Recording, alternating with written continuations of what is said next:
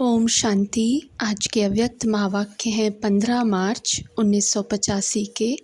मुरली का टाइटल है मेहनत से छूटने का सहज साधन, निराकारी स्वरूप की स्थिति। अव्यक्त बाप दादा बोले, बाप दादा बच्चों के स्नेह से वाणी से परे निर्वाण अवस्था से वाणी में आते हैं। किस लिए?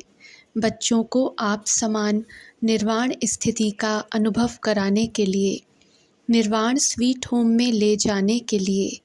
निर्वाण स्थिति निर्विकल्प स्थिति है। निर्वाण स्थिति निर्विकारी स्थिति है। निर्वाण स्थिति सदा निराकारी सो साकार स्वरूपधारी बन वाणी में आते हैं। साकार में आते भी निराकारी स्वरूप की स्मृति में रहती है। मैं निराकार साकार आधार से बोल रहा हूँ।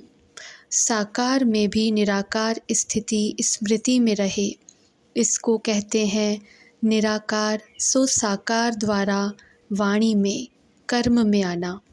असली स्वरूप निराकार है, साकार आधार है।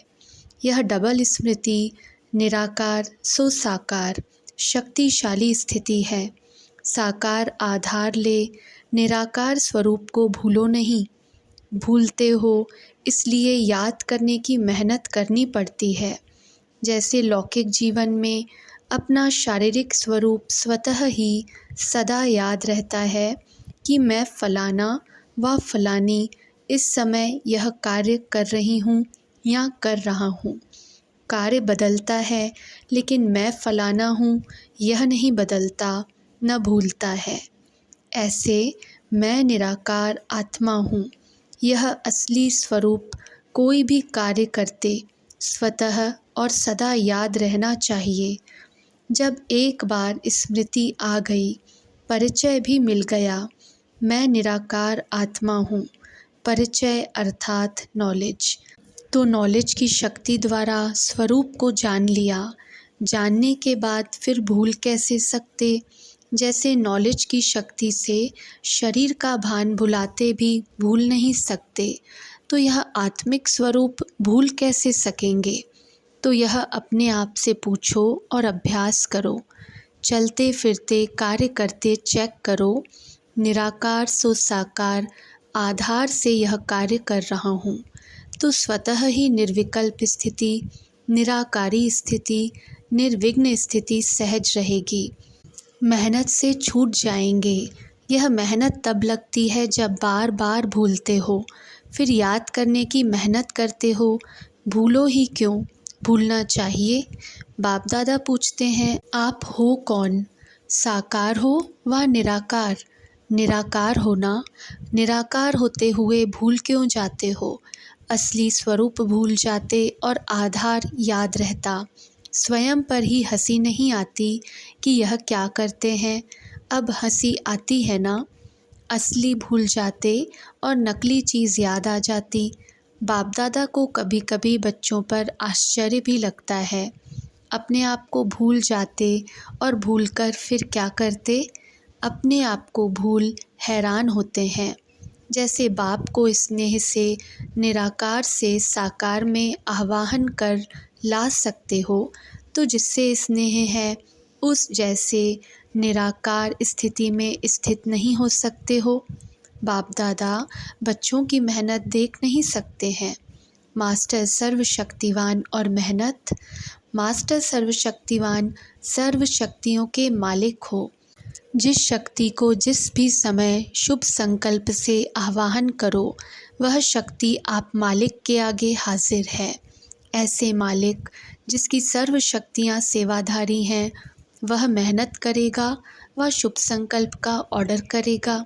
क्या करेगा? राजे होना कि प्रजा हो?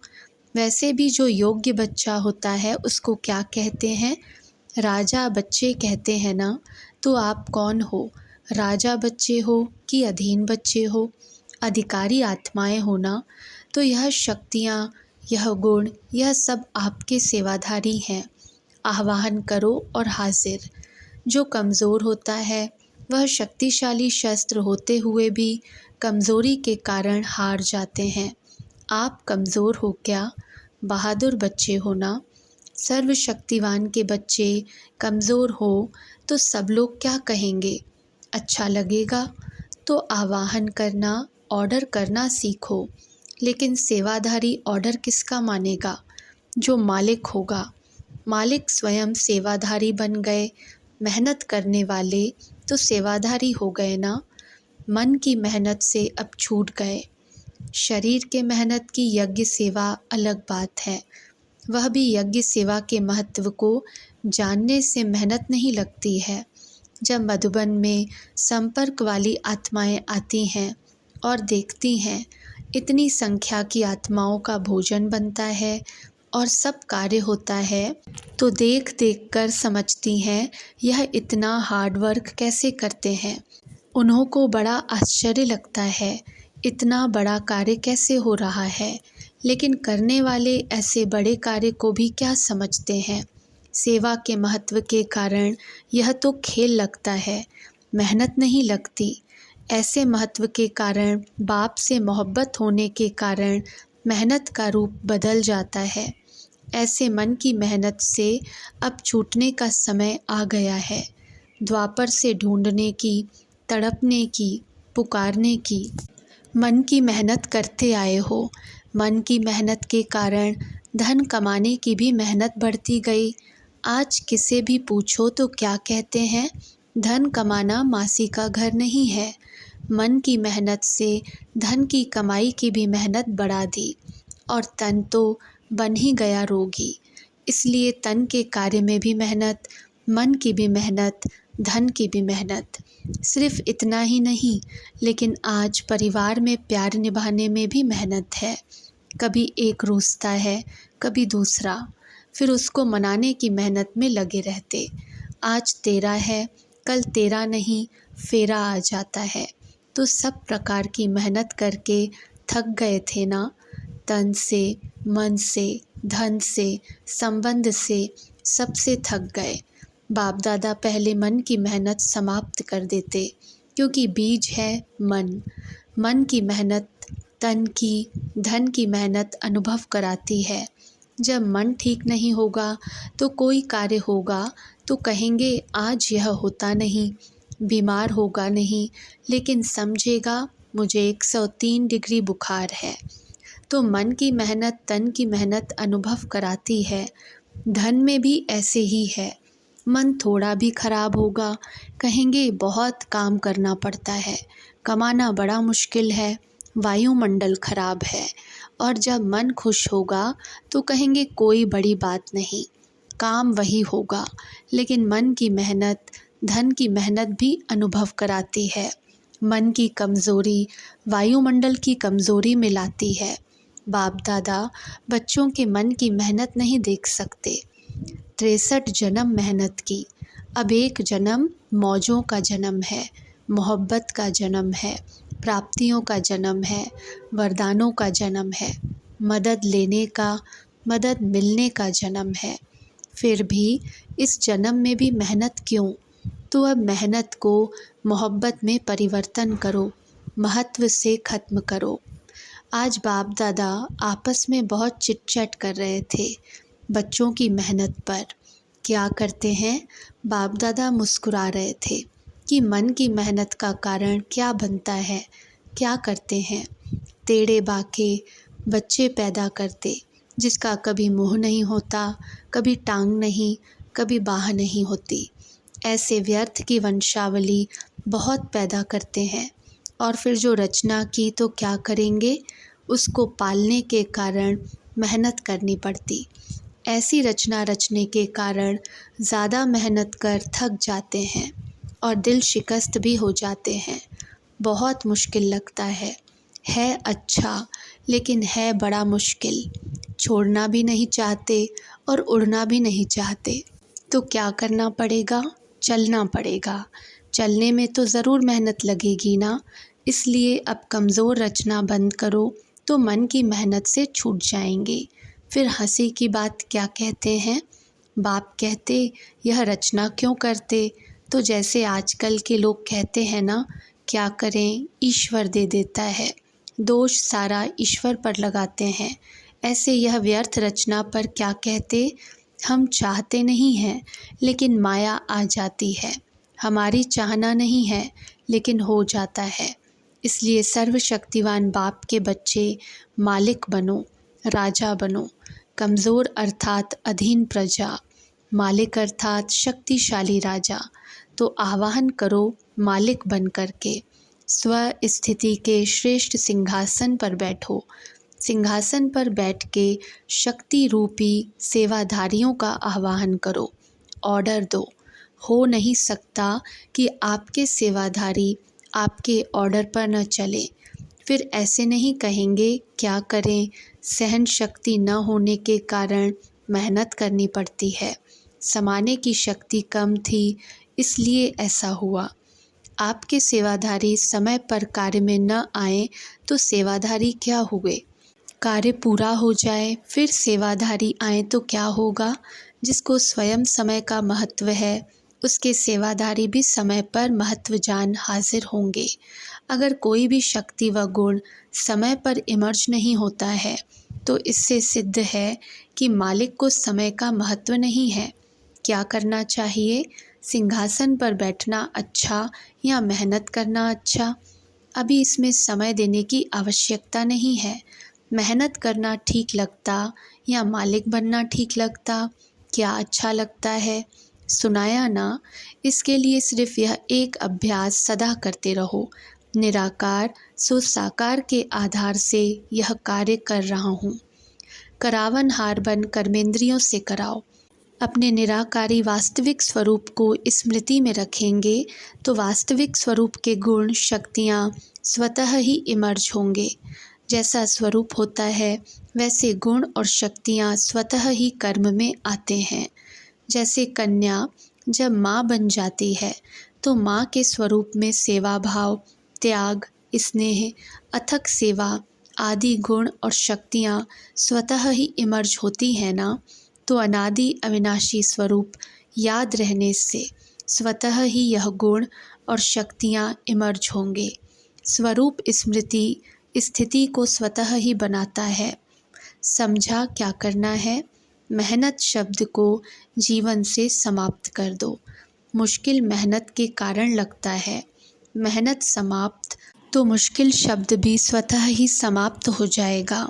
अच्छा, सदा मुश्किल को सहज करने वाले, मेहनत को मोहब्बत में बदलने वाले, सदा स्वस्वरूप की स्मृति द्वारा श्रेष्ठ शक्तियों और गुणों को अनुभव करने वाले, सदा बाप को स्नेह का रिस्पॉन्ड देने वाले, बाप समान बनने वाले, सदा श्रेष्ठ स्मृति के श्रेष्ठ आसन पर स्थित हो, मालिक बन सेवाधारियों द्वारा कार्य कराने वाले ऐसे राजे बच्चों को, मालिक बच्चों को बाप दादा का याद प्यार और नमस्ते।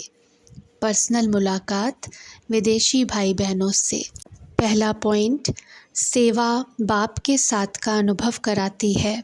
सेवा पर जाना माना सदा बाप के साथ रहना, चाहे साकार रूप में रहें चाहे आकार रूप में, लेकिन सेवाधारी बच्चों के साथ बाप सदा साथ है ही है। करावन हार करा रहा है, चलाने वाला चला रहा है, और स्वयं क्या करते हैं, निमित्त बन खेल खेलते रहते हैं। ऐसे ही अनुभव होता है ना। ऐसे सेवाधारी सफलता के अधिकारी बन जाते हैं। सफलता जन्म सिद्ध अधिकार है। सफलता सदा ही महान पुण्यात्मा बनने का अनुभव कराती है। महान पुण्य आत्मा बनने वालों को अनेक आत्माओं की आशीर्वाद की लिफ्ट मिलती है। अच्छा, अभी तो वह भी दिन आना ही है जब सबके मुख से एक हैं, एक ही हैं यह गीत निकलेंगे। बस ड्रामा का यही पार्ट रहा हुआ है। यह हुआ और समाप्ति हुई। अब इस पार्ट को समीप लाना है। इसके लिए अनुभव कराना ही विशेष आकर्षण का साधन है। ज्ञान सुनाते जाओ और अनुभव कराते जाओ। ज्ञान सिर्फ सुनने से संतुष्ट नहीं होते, लेकिन ज्ञान सुनाते हुए अनुभव भी कराते जाओ तो ज्ञान का भी महत्व है और प्राप्ति के कारण आगे उत्साह में भी आ जाते हैं। उन सब के भाषण तो सिर्फ नॉलेजफुल होते हैं। आप लोगों के भाषण सिर्फ नॉलेजफुल नहीं हों, लेकिन अनुभव की अथॉरिटी वाले हों, और अनुभव की अथॉरिटी से बोलते हुए अनुभव कराते जाओ। जैसे कोई जो अच्छे स्पीकर होते हैं, वह बोलते हुए रुला भी देते हैं, हंसा भी देते हैं, शांति में, साइलेंस में भी ले जाएंगे। जैसी बात करेंगे वैसा वायुमंडल हॉल का बना देते हैं। वह तो हुए टेम्पररी। जब वह कर सकते हैं तो आप मास्टर सर्वशक्तिवान क्या नहीं कर सकते। कोई शांति बोले तो शांति का वातावरण हो, आनंद बोले तो आनंद का वातावरण हो। ऐसे अनुभूति कराने वाले भाषण प्रत्यक्षता का झंडा लहराएंगे। कोई तो विशेषता देखेंगे ना। अच्छा, समय स्वतः ही शक्तियाँ भर रहा है, हुआ ही पड़ा है, सिर्फ रिपीट करना है। यूके ग्रुप से सदा अपने को सिकिलधे समझते हो ना। सदा बाप के सिक व प्रेम का विशेष अनुभव होता है ना। जिस सिक व प्रेम से बाप ने अपना बनाया, ऐसे सिक व प्रेम से आपने भी बाप को अपना बनाया है ना। दोनों का स्नेह का अविनाशी पक्का सौदा हो गया। ऐसे सौदा करने वाले सौदागर व व्यापारी होना, ऐसा सौदा सारी दुनिया में कोई कर नहीं सकता। कितना सहज सौदा है। 2 शब्दों का सौदा है, लेकिन है अमर। 2 शब्द कौन से हैं? आपने कहा तेरा और बाप ने कहा मेरा, बस सौदा हो गया। तेरा और मेरा, इन 2 शब्दों में अविनाशी सौदा हो गया। और कुछ देना नहीं पड़ता। देना भी न पड़े और सौदा भी बढ़िया हो जाए तो और क्या चाहिए। सब कुछ मिल गया है ना। ऐसे समझा था कि घर बैठे इतना सहज सौदा भगवान से करेंगे। सोचा था तो जो संकल्प में भी नहीं था वह प्रैक्टिकल कर्म में हो गया। यह खुशी है ना। सबसे ज़्यादा खुशी किसको है? विशेषता यही है जो हर एक कहता हमें ज़्यादा खुशी है। पहले मैं, ऐसे नहीं इन्हें है हमें नहीं। यह भी रेस है, ईर्ष्या नहीं। इसमें हर एक 2 से आगे बढ़ो। चांस है आगे बढ़ने का। जितना आगे बढ़ने चाहो उतना बढ़ सकते हो। तो सब पक्के सौदागर बनो। कच्चा सौदा करेंगे तो नुकसान अपने को ही करेंगे। सदा स्वयं को समाया हुआ अनुभव करते हो। बाप के नयनों में, दिल में समाया हुआ। जो समाये रहते हैं वह दुनिया से पार रहते हैं। उन्हें अनुभव होता कि बाप ही सारी दुनिया है। स्वप्न में भी पुरानी दुनिया की आकर्षित नहीं कर सकती है। ऐसे समाये हुए को किसी भी बात में मुश्किल का अनुभव नहीं हो सकता। वह दुनिया से खोया हुआ है, अविनाशी सर्व प्राप्ति प्राप्त किया हुआ है। सदा दिल में एक ही दिलाराम रहता।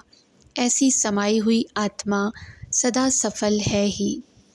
फ्रांस के भाई बहनों से सदा अपने को शक्तिशाली आत्मा समझकर आगे बढ़ना और औरों को आगे बढ़ाना, यही लक्ष्य है ना। बाप दादा हर बच्चे को विशेष आत्मा के रूप में देखते हैं। ऐसे ही आप सभी अपनी विशेषताओं को जान, विशेषता को कार्य में लगाए आगे बढ़ रहे हो ना। सारे विश्व में से कितनी आत्माएं बाप की बनी है। विशेष हो तब कोटों में कोई में कोई आत्मा बाप की बनी हो। बाप दादा ऐसी विशेषता संपन्न आत्माओं में श्रेष्ठ आशाएं रखते हैं।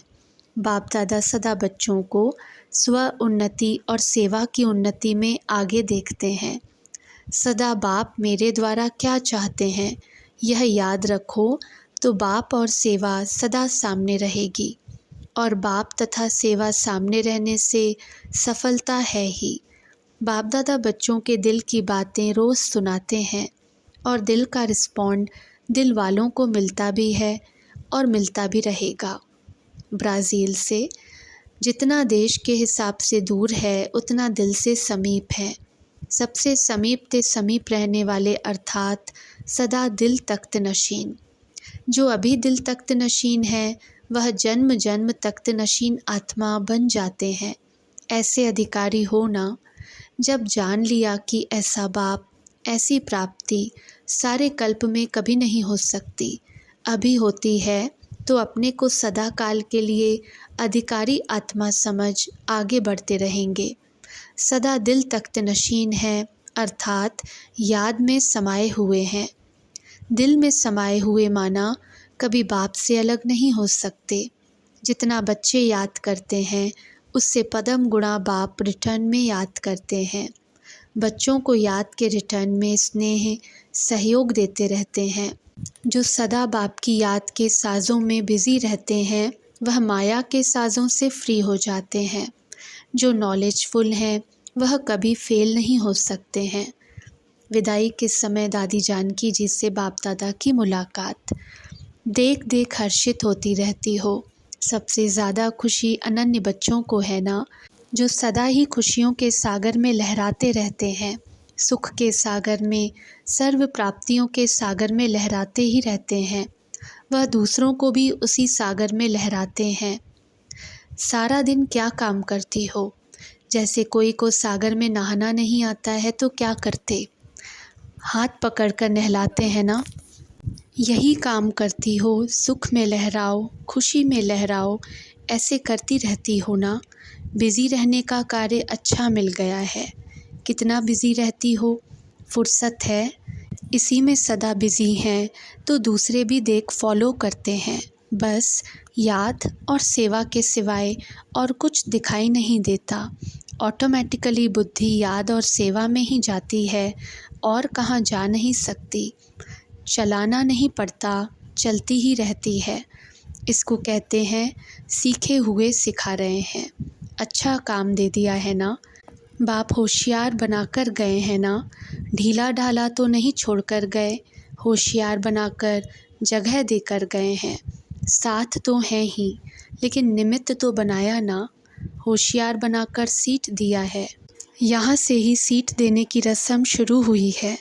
बाप सेवा का तख्त व सेवा की सीट देकर आगे बढ़ें, अभी साक्षी होकर देख रहे हैं कैसे बच्चे आगे से आगे बढ़ रहे हैं। साथ का साथ भी है, साक्षी का साक्षी भी, दोनों ही पार्ट बजा रहे हैं। साकार रूप में साक्षी कहेंगे, अव्यक्त रूप में साथी कहेंगे, दोनों ही पार्ट बजा रहे हैं। अच्छा, ओम शांति।